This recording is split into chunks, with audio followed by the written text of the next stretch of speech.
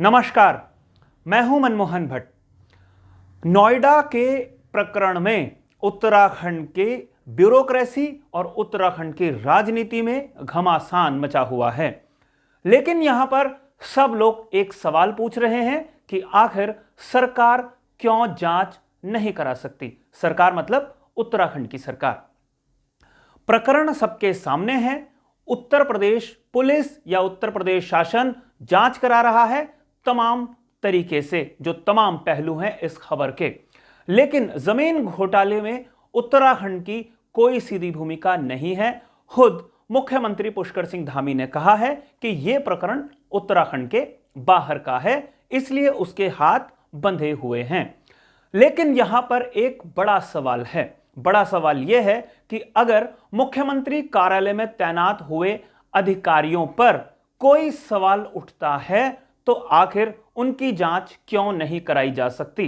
क्यों मुख्यमंत्री अपने अधिकारियों की जांच नहीं करा सकते, खास तौर पर जो इस गड़बड़ घोटाले में कहीं ना कहीं डायरेक्ट नहीं तो इनडायरेक्ट शामिल पाए गए हैं?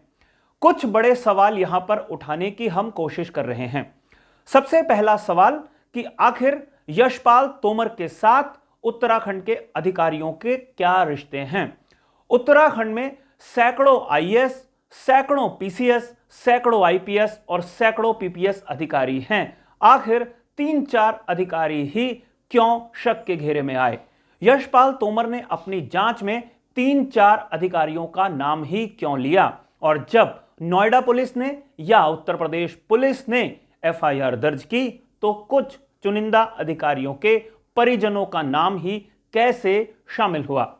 ये कुछ ऐसे सवाल हैं जिनका जवाब तलाशने की कोशिश होनी चाहिए। लेकिन मुख्यमंत्री पुष्कर सिंह धामी जिस तरीके से अपने आक्रामक रुख के लिए जाने जाते हैं, तमाम महत्वपूर्ण विवादास्पद मसलों पर वो कार्रवाई करते हैं, तो आखिर ऐसे संवेदनशील मसले पर उनको कोई ना कोई फैसला तो लेना ही होगा। हम सभी लोगों ने कुछ दिन पहले देखा था जब मुख्यमंत्री ने सख्ती दिखाई थी।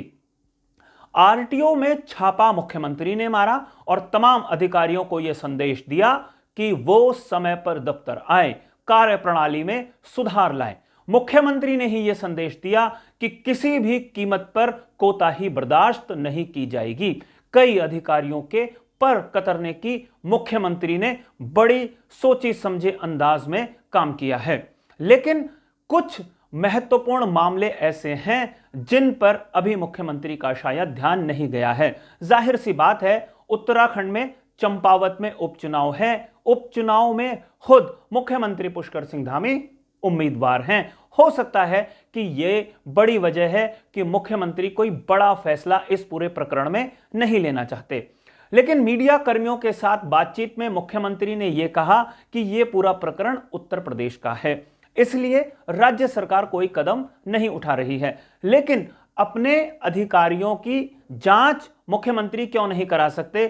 क्यों यशपाल तोमर के साथ इन अधिकारियों के जो संबंध है उसकी जांच नहीं हो सकती? इन अधिकारियों ने क्या क्या कारनामे किए हैं वो हम सबके सामने हैं। अनुसूचित जाति का पूरा प्रकरण है। नोएडा में उत्तर प्रदेश सरकार ने अनुसूचित जाति के वर्ग के लिए बड़ी जमीन रखी थी। तमाम लोगों को पट्टे आवंटित किए गए थे, लेकिन इन पट्टों का मालिकाना हक यशपाल तोमर ने कुछ अपने परिचितों के नाम करा दिया और उत्तराखंड के कुछ अधिकारियों को वहां पर जमीन उपलब्ध करा दी।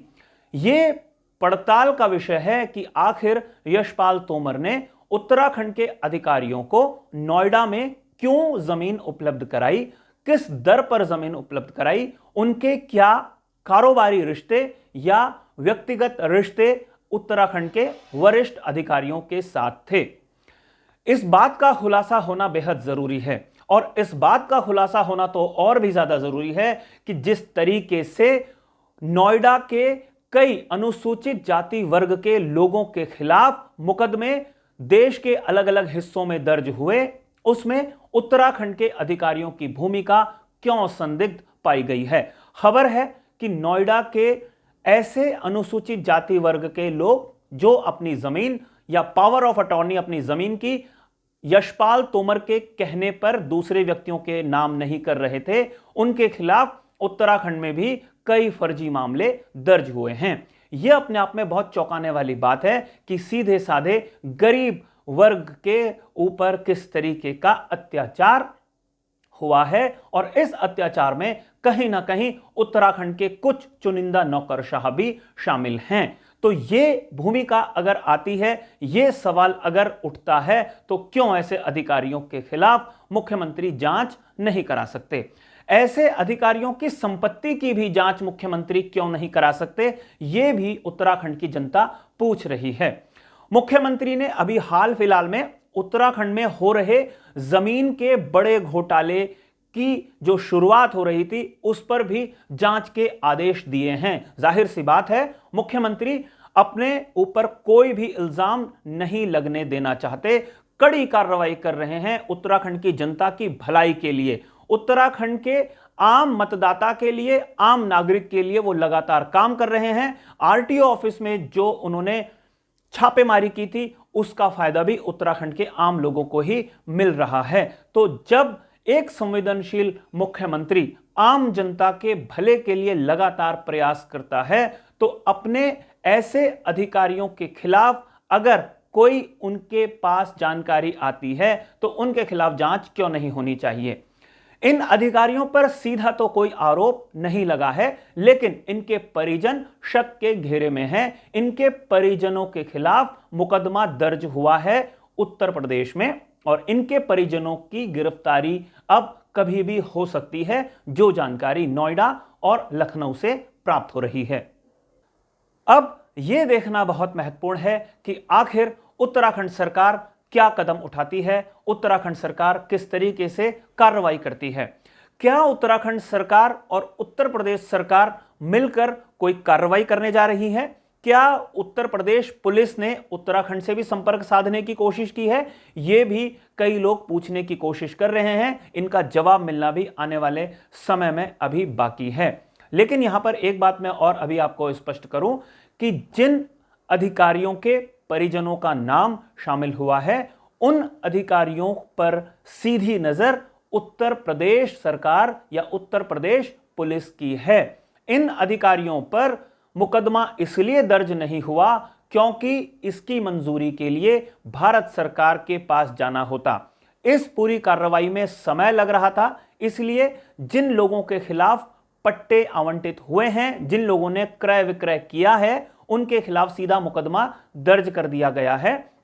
और भविष्य में जैसे जैसे जांच आगे बढ़ेगी, वैसे वैसे जिन लोगों के नाम शामिल होंगे, उनका नाम एफआईआर में दर्ज किया जाएगा। एक जानकारी आपको अपडेट करूं, यशपाल तोमर से जो पूछताछ उत्तर प्रदेश पुलिस कर रही है, उसमें उसने उत्तराखंड के 3 अधिकारियों का नाम लिया है। इसके बाद ये अधिकारी संदेह के घेरे में आ गए हैं और इनके परिजनों पर गिरफ्तारी की तलवार लटक रही है। उन परिवारों पर गिरफ्तारी की तलवार लटक रही है, उन बुजुर्गों पर गिरफ्तारी की तलवार लटक रही है, जिन्होंने बड़ी मेहनत से अपने बच्चों को इस लायक बनाया कि वो आईएएस और आईपीएस बन सके। लेकिन आईएएस और आईपीएस बनने के बाद जब ऐसे लोगों ने अपने पद का, अपनी ताकत का दुरुपयोग किया, दुरुपयोग एक गरीब अनुसूचित जाति वर्ग के ही खिलाफ किया, तो बात थोड़ा सा ज्यादा गंभीर हो जाती है और सवाल थोड़े से ज्यादा तीखे पूछे जाते हैं। और सबसे महत्वपूर्ण बात यह है कि अनुसूचित जाति वर्ग की जमीन को खरीदने या बेचने का जो पूरा का पूरा अधिकार होता है, वो सीमित होता है। यानी अनुसूचित जाति वर्ग की जमीन को अनुसूचित जाति वर्ग का ही व्यक्ति खरीद सकता है। ये एक ऐसा प्रावधान है जिस कारण इस जमीन पर बाकी और लोगों की छाया नहीं पड़ी। बहुत सारे लोग इस जमीन पर कब्जा जमाने की कोशिश कर रहे थे, लेकिन यशपाल तोमर के गैंग में उत्तराखंड के कई ऐसे अधिकारी शामिल थे जो अनुसूचित वर्ग के थे, और उनके साथ मिलकर यशपाल तोमर ने गरीब वर्ग का उत्पीड़न कर दिया। उसी गरीब वर्ग का उत्पीड़न किया जिस गरीब और जिस उत्पीड़ित वर्ग से ये अधिकारी आते हैं। अब ऐसे अधिकारियों पर समाज भी सवाल पूछ रहा है कि अगर अपने ही भाई बंधुओं पर आप इस तरीके का अत्याचार कर रहे हैं तो आपसे सवाल तो पूछा ही जाना चाहिए। जब तक आपके जवाब नहीं आएंगे तब तक सवाल उठते ही रहेंगे और तब तक पुलिस और उत्तर प्रदेश शासन तो जांच करती ही रहेगी। अब उत्तराखंड की बारी है, देखना है कि उत्तराखंड शासन किस दिशा में जांच को आगे बढ़ा पाता है, जांच शुरू भी कर पाता है या नहीं कर पाता।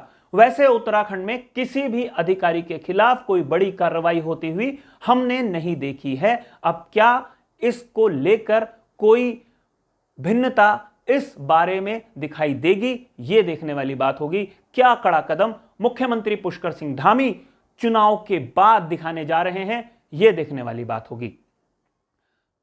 साथियों, हमारी आज की इस रिपोर्ट में फिलहाल इतना ही।